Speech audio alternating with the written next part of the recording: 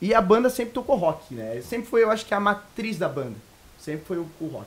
Embora a gente sempre também tenha puxado ultimamente para alguns outros estilos, não apelando, né? Sim, Mas a sim. gente acaba puxando alguns outros estilos pra gente.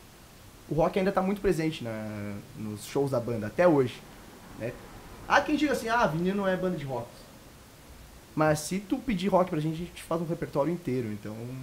É que, é que É shows e a shows. bagagem dos shows vai trazendo uma visão nova pra gente, né? Tu vai começando a entender coisas, né? Que na época, a gente um pouco mais fechado, digamos assim, um pouco mais, a gente não enxergava. Hoje, com a dimensão de shows, né? Graças a Deus, a gente praticamente todo final de semana a gente tá tocando, né? Então, sextas e sábados praticamente é, né? Ou duo, ou com a banda, né?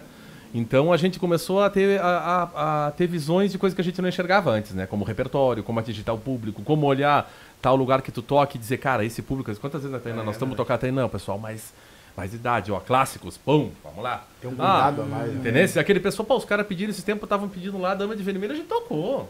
Brincamos e tocamos, na brincadeira, entendeu? Tocamos e foi na zoeira e já dali voltamos pra tocar um Raul Seixas de novo.